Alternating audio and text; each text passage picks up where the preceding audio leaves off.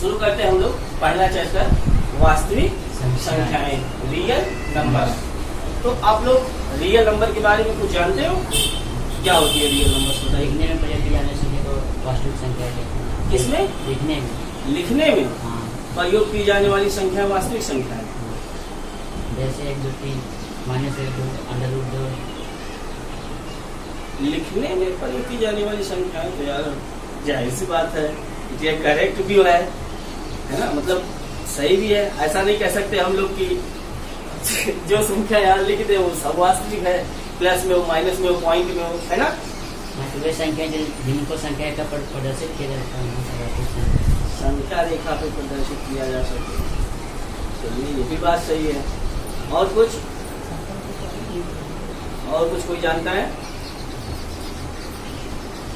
देखो वास्तविक संख्या क्या होती है बेटा, इस संख्या को जानने से पहले आपको बड़ी संख्याएं यहाँ सीखनी पड़ेंगी। ये सबसे लास्ट की है, और जो लोग बीटेक एमटेक या बीएससी और ये सब कर रहे हो वो सबको पता होगा कि ये सब जैसे ही जाते हैं बीएससी ओसी में, पहला एक बुक होती है रियल नंबर्स या एक चैप्टर पूरा लेंदी होता है, बहुत हाई फाई होता है। ये चैप्टर कभी खत्म नहीं होने वाला है, इंटर में नहीं मिलेगा।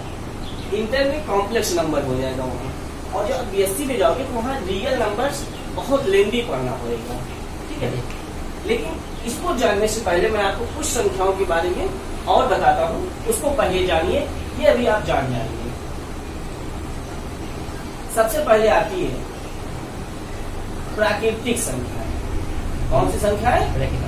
प्राकृतिक संख्याएं, नेचुरल नंबर।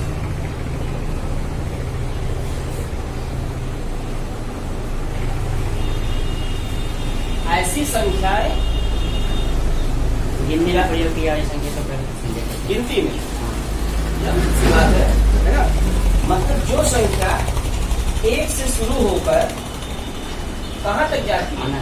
अनंत तक, सब प्लस में। सबसे छोटी वास्तविक संख्या बहुत जगह पूछा गया है, और कभी कभी बच्चे अच्छे बच्चे कंफ्यूज हो जाते हैं, तो गड़बड़ ना करें। नेचुरल नंबर आगे आप जब 11th में जाएंगे, ये संकेत होगा प्राकृतिक संख्या का। सिंबल अगर कोई पूछे प्राकृतिक संख्या वो किससे दिखाते हैं, तो यंग से दिखाते हैं, कैपिटल यंग से, ठीक है। 1 से लेके अनंत तक की जितनी संख्याएं होती हैं वो सब कौन सी संख्या है? प्राकृतिक संख्या, ठीक है। दूसरा, इन्हीं प्राकृतिक संख्याओं में से 2 संख्याएं और निकल जाती है। एक तो सम संख्याएं, इवन नंबर्स, अंग्रेजी में इसको कहते हैं इवन नंबर्स, ठीक है। सम संख्याएं,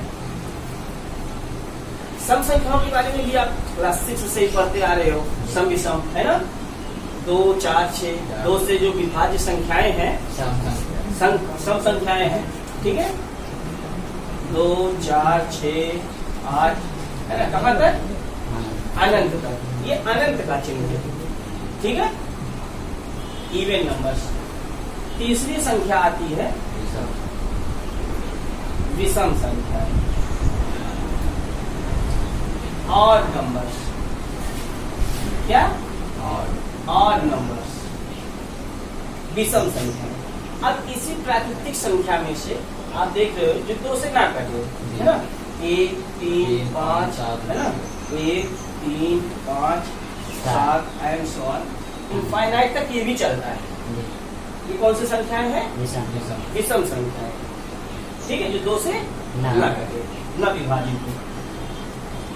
चौथा आता है, मान लो यही लिख देते हैं, अभाज्य संख्याएं, प्राइम नंबर्स।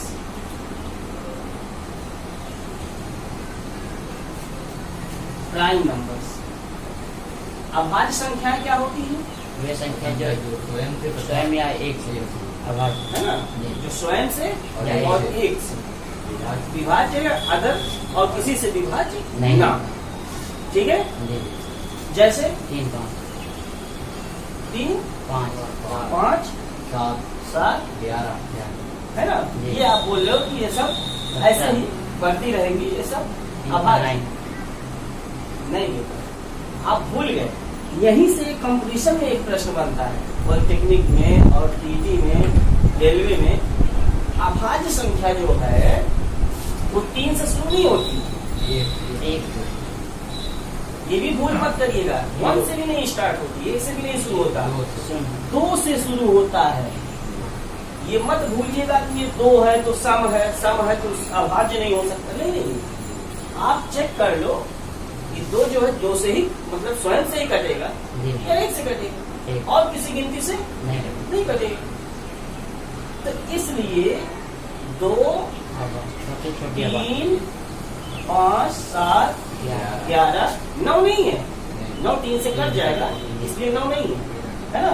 13, 15 भी नहीं है, 17 है ना। इस तरह से आपका बढ़ता रहेगा। यही से प्रश्न पूछा जाता है कि सबसे छोटी अभाज्य संख्या कौन है? 2। मैं इसलिए बता रहा हूँ कि मुझे वहां तक पहुंचना, उसके पहले ये सारी बातें आपको एकदम क्लियर होनी चाहिए। जब ये सब क्लियर रहेगा तो वहां जब पहुंचेगा तो चैप्टर स्टार्ट हो जाएगा। ठीक है, इसके बाद आता है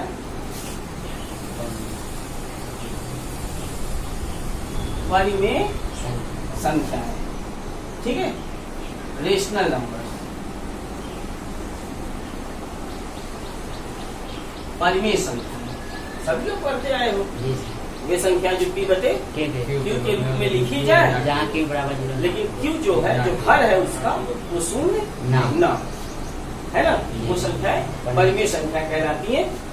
एग्जाम्पल में मान लो हम इस तरह से लिख दें और Q is not equal to 0, जो भी लिखी जा सके वो परिमेय है, ये डिफिनीशन है उसकी। लेकिन कभी कभी जब आपको ये पूछा जाए क्या ये परिमेय है, 3 जो है रेशनल नंबर है, तो कहें 3 बटे, क्योंकि हम 3 बटे 1 लिख सकते हैं और 1 जो है शून्य नहीं है, इसलिए ये परिमेय संख्या है। अच्छा, अगर आपसे 0 पूछ लिया जाए, 0 रेशनल नंबर है कि नहीं, ये क्या बताओगे? है भाई। हमको इसके बेस से मतलब है, इसके डिनोमिनेटर से मतलब है, हर से मतलब है। अंश शून्य हो कोई बात नहीं, हर शून्य ना हो, यहाँ पे लिखा है क्यों 0 ना हो। ठीक है, वो सब क्या है? परिमेय संख्या। क्लियर हो गया ना? 5 संख्याएं आप जान चुके हो। 6वीं संख्या आती है अपरिमेय संख्या।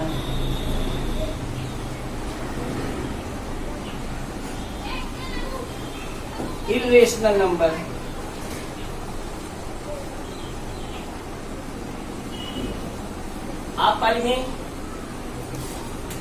अपरिमेय संख्याएं कौन सी संख्याएं होती हैं? के रूप में नहीं लिया जा सकता, है ना, P बटे Q के रूप में नहीं व्यक्त किया जा सकता। कुछ लोग ऐसे भी बताते हैं, है ना। और कुछ कैसे कह सकते हो और कैसे एक्सप्रेस कर सकते हो कि हाँ अपरिमेय संख्या? इनका सही 0.60 आसान अनावर्ती होता है। आसान अनावर्त और अनावर्ती होता है, तो वो तो अलग की बात है। शांत और अनावर्ती तो आगे इसमें आएगा, है ना। सही से आप जैसे आप जान रहे हो, इसे P बटे Q के रूप में नहीं दिखा सकता, है ना। जनरल में इसे ऐसी संख्या जिसका हम सही वर्गमूल पूर्णता वर्गमूल न निकाल सके, वो क्या है? अपरिमेय संख्या है। जैसे √2, √3, √5, है ना। एक संख्या कभी कभी आपसे कंपटीशन में पूछी जाती है, पाई क्या है? अपरिमेय संख्या। और कभी कभी आपसे पूछा जाता है 22/7, ये क्या है? ये परिमेय है, अपरिमेय है?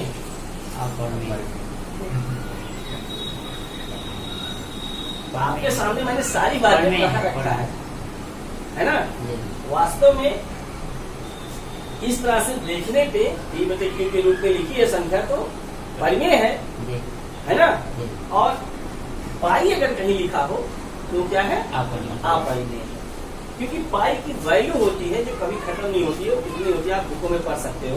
3.1, 4, 8, 5, 2, 7, 9 ऐसे ढेर सारा लिखा होगा, 9th में भी लिखा रहा होगा। ठीक है, ये हो गया। अब हम अपने टॉपिक पे धीरे धीरे आते हैं वास्तविक संख्या। कौन सी संख्या? वास्तविक संख्याएं, रियल नंबर्स। क्या वास्तव में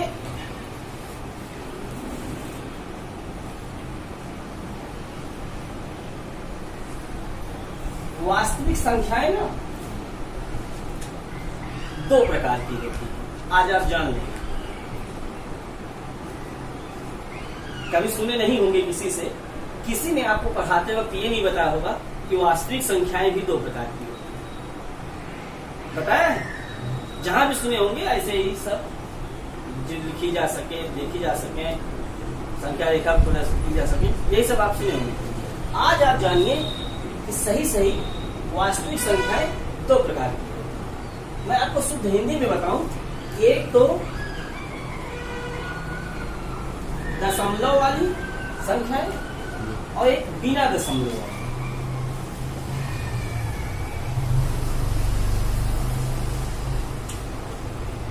ठीक, दशमलव वाली भी बिना दशमलव वाली, दोनों को मिला दो। अब दशमलव वाली संख्याएं 1/3 कुछ भी, दशमलव वाली में आपका 2 आता है। एक तो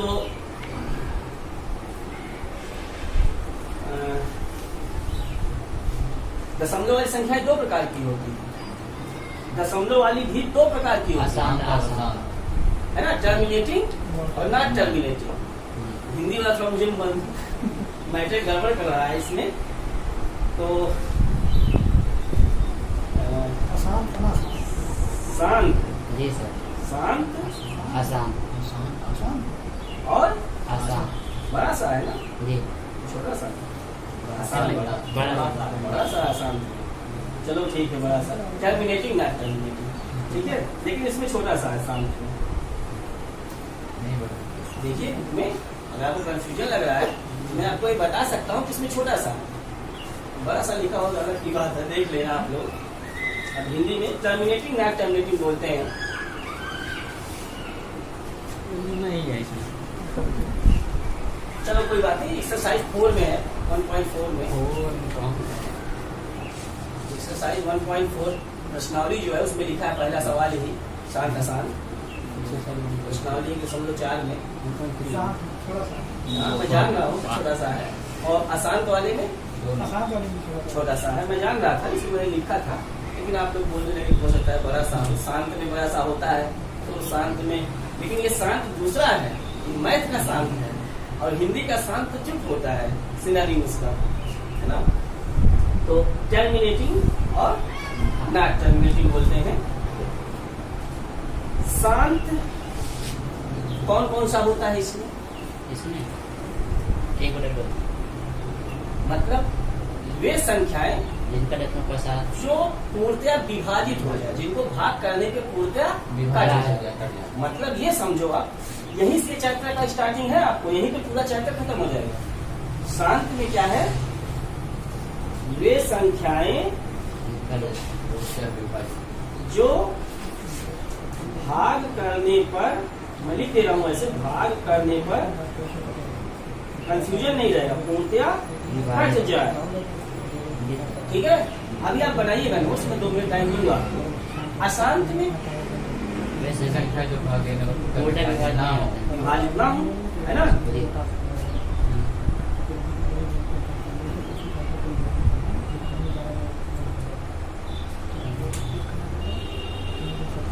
अशांत भी 2 प्रकार का होता है। जी सर, अनावर्ती आवर्ती। आप समझिए, अशांत भी 2 प्रकार का होता है संख्याएं में। एक तो आवर्ती, हाँ, आवर्ती और अनावर्ती।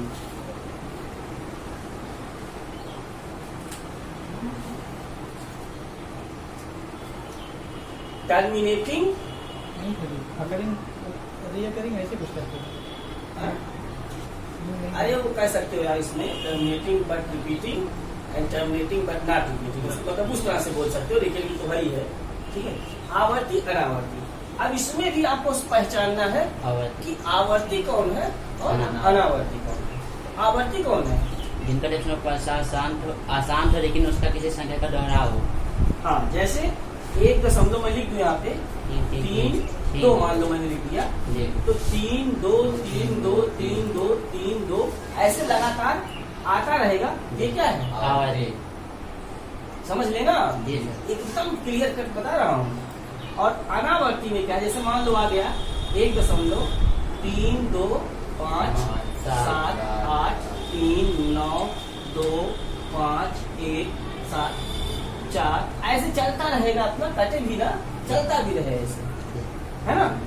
इस आवर्ती को आप लोग सुने होंगे कि ऐसे भी लिखा जाता है, जैसे मान लो 3 2 3 2 3 2 ऊपर बार लगा दो, बार। तो 3 2 पे ऐसे बार बार लगा लगा देंगे, है ना। और अनावर्ती में ऐसे चलता रहेगा लगातार। तो ये हो गई पूरी रियल नंबर, बेसिक कॉन्सेप्ट जो है रियल नंबर का, एकदम हिंदी में ये आपने सीख लिया। ठीक है, आपको बताऊं बेटा, अगर इसमें से अगर आपको पहचान करना हो कि कौन सा परिमेय है और कौन सा अपरिमेय है, जी सर।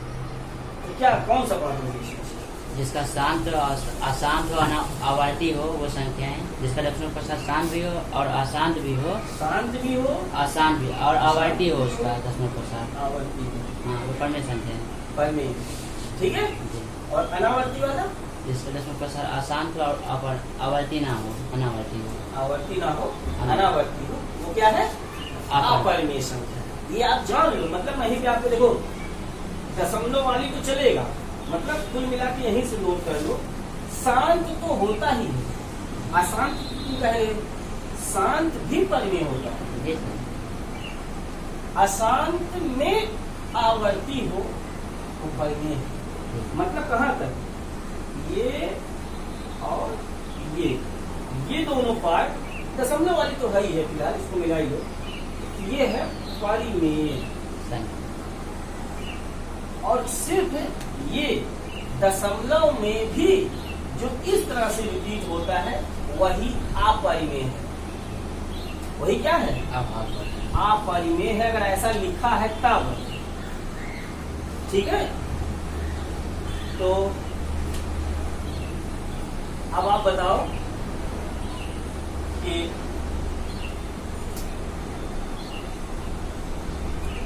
22/7 अपरिमेय संख्या है। क्या? अपरिमेय। अभी थोड़ी देर पहले मेरे में हाँ सारे लोग मिला दिए थे कि परिमेय है और पाई अपरिमेय है। मैंने दिमाग गिरा के फिर आपको उसी पे लाके खड़ा कर दिया। अब बताओ भाई 22/7 क्या है? अपरिमेय संख्या। अगर आपको संदेह लगे भैया सारे लोग भाग कर लो, अगर इस तरह से रिपीट होगा नहीं, भाग करने पे तब तो बात समझ में आएगी, चलो ठीक है। पूर्णतः कटेगा भी नहीं और इससे उल्टा सीधा ऐसे आता रहेगा, तो आज आप समझ जाओगे कि यार 22/7 भी मैं नहीं खेल रहा सर, चीटिंग करते हैं अपरिमेय है।